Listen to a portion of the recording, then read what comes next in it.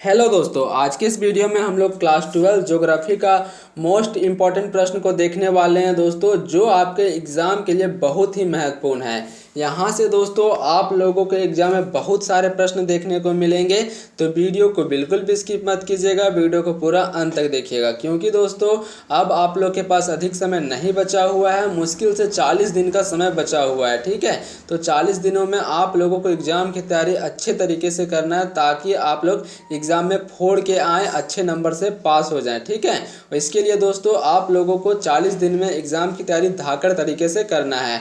बस दोस्तों आप लोगों को कुछ नहीं करना है, बस मैं जितना भी वीडियो अपलोड करूंगा बस उसको देख लेना है, क्योंकि यहीं से दोस्तों आप लोगों के एग्ज़ाम में सारा प्रश्न देखने को मिलेंगे। तो चलिए वीडियो को बिना देर किए हुए स्टार्ट करते हैं। पहला प्रश्न देखिए दोस्तों, आपके स्क्रीन पे है। निम्नलिखित में से, ठीक है, निम्नलिखित में से कौन सामाजिक भूगोल का उपक्षेत्र नहीं है? इनमें से आपको बताना है दोस्तों कौन सा जो है वो सामाजिक भूगोल का उपक्षेत्र नहीं है। ठीक है, मतलब सामाजिक क्षेत्र के अंतर्गत नहीं आता है। आपका ऑप्शन है व्यवहारवादी भूगोल, चिकित्सा भूगोल, सैन्य भूगोल, सांस्कृतिक भूगोल। तो जो इसका राइट आंसर हो जाएगा दोस्तों आपका सैन्य भूगोल। ठीक है, सैन्य भूगोल जो है ये हमारा सामाजिक अंतर्गत नहीं आता है। ठीक है, ऑप्शन नंबर घ यहाँ पे आपका बिल्कुल सही आंसर है। आगे देखिए दूसरा नंबर जो प्रश्न है दोस्तों, इनमें से कौन राजनीतिक भूगोल का उपक्षेत्र है? इनमें से आपको बताना है दोस्तों कौन सा जो है वो आपका राजनीतिक भूगोल का क्षेत्र है। ठीक है, आपका ऑप्शन है निर्वाचन भूगोल, भौतिक भूगोल, पर्यटन भूगोल, चिकित्सा भूगोल।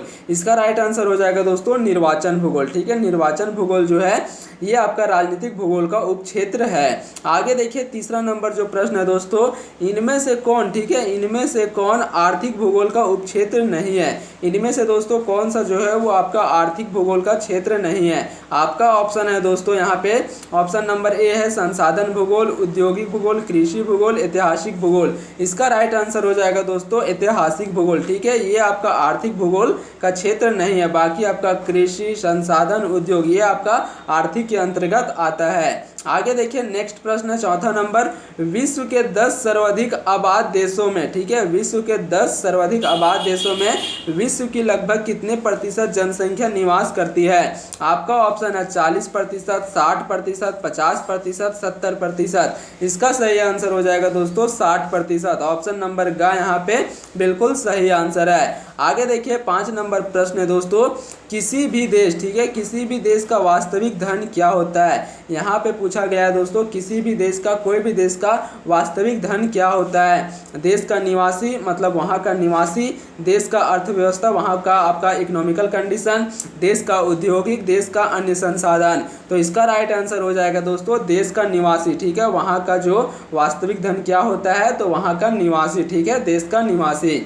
आगे देखिए 6 नंबर प्रश्न है दोस्तों, एशिया में बहुत अधिक साधनों, ठीक है, एशिया में बहुत अधिक स्थानों पर कम लोग और कम स्थानों पर बहुत अधिक लोग रहते हैं, यह किसका कथन है? आपका ऑप्शन है Ratzel, George B Cressey, Humboldt, Ellen, आपका एलन सेम्पुल। इसका जो सही आंसर हो जाएगा दोस्तों ऑप्शन नंबर बी। ठीक है, जॉर्ज बी क्रेशी, ये आपका किसका कथन है? तो जॉर्ज बी क्रेशी का कथन है। आगे देखिए 7 नंबर प्रश्न जो है दोस्तों, इनमें से कौन विश्व का सबसे सघन बसा हुआ क्षेत्र है? ठीक है, यहाँ पे बताना है दोस्तों विश्व का कौन सा जो क्षेत्र है वो आपका सघन बसा हुआ क्षेत्र है। ठीक है, मतलब जहाँ लोग सबसे अधिक मात्रा में रहते हैं, नदी घाटी क्षेत्र, टुंड्रा क्षेत्र, मरुस्थलीय क्षेत्र, विषुवतीय क्षेत्र।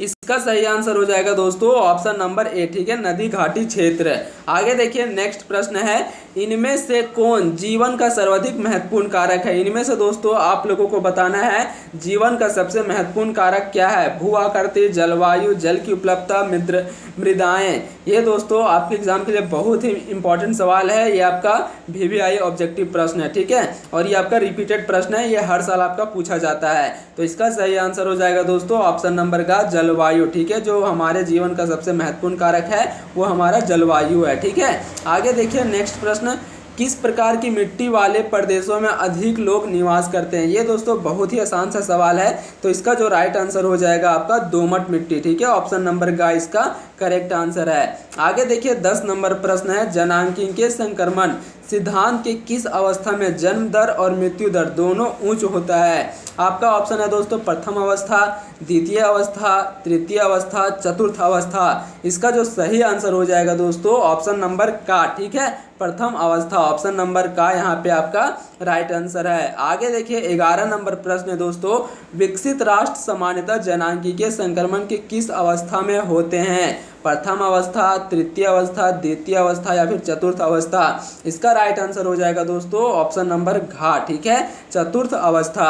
आगे देखिए 12 नंबर प्रश्न है, प्रति 1000 पुरुषों पर स्त्रियों की संख्या क्या कहते हैं? ये दोस्तों बहुत ही इंपॉर्टेंट सवाल है, ये आपका रिपीटेड प्रश्न है, ठीक है, ये सवाल आपके एग्जाम में 100% पूछा जाएगा।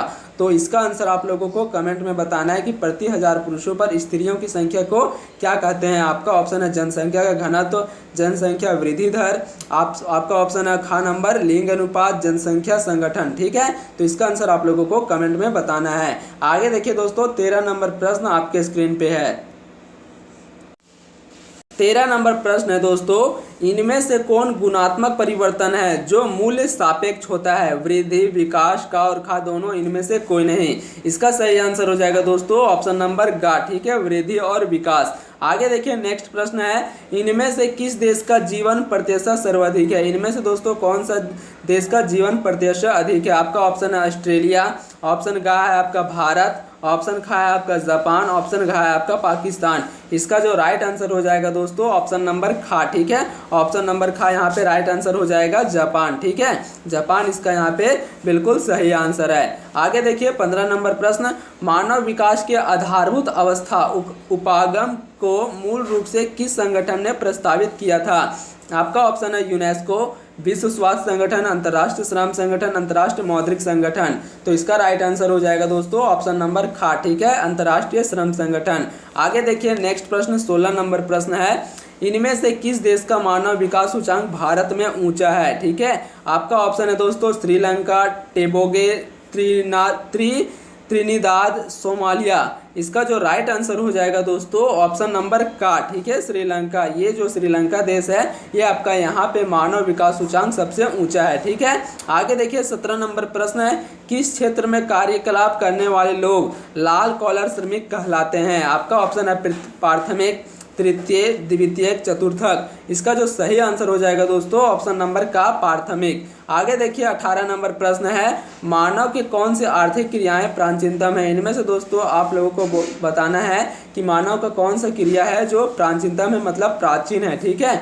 आपका है ऑप्शन कृषि, उद्योग धंधे, व्यापार, भोजन संग्रहण करने का आखेट। यहाँ पे जो इसका राइट आंसर हो जाएगा दोस्तों ऑप्शन नंबर खा, ठीक है, भोजन संग्रहण एवं आखेट, ठीक है। ये आपका जो है वह सबसे प्राचीनतम क्रियाएं, ठीक है, जो सबसे प्राचीन क्रियाएं हैं मानव का आर्थिक का।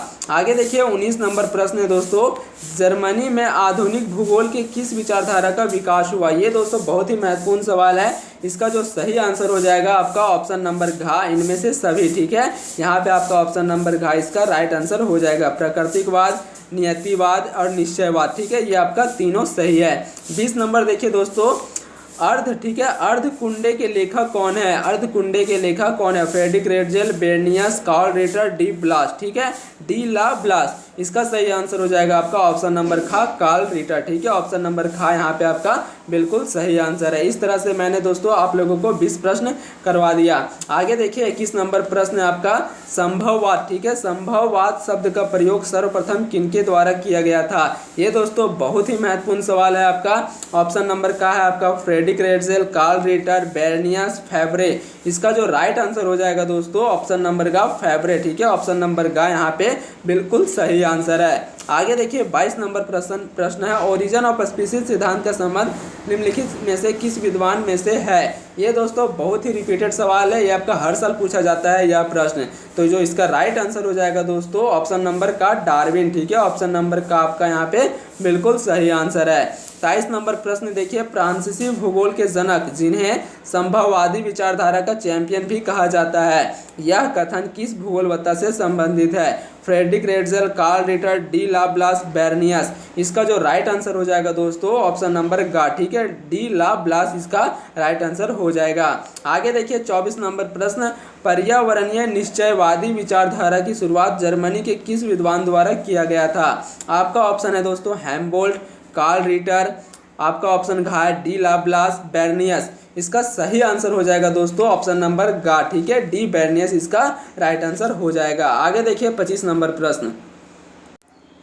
25वां नंबर प्रश्न है दोस्तों, जियोग्राफी नेचुरल्स के लेखक कौन है? ये भी दोस्तों बहुत ही महत्वपूर्ण सवाल है, आपका रिपीटेड सवाल है। इसका जो राइट आंसर हो जाएगा आपका कार्ल रिटर, ठीक है, ऑप्शन नंबर ख यहाँ पे सही आंसर है। 26 नंबर प्रश्न देखिए, आधुनिक भूगोल के संस्थापक किसे कहा जाता है? ये भी दोस्तों बहुत ही महत्वपूर्ण सवाल है।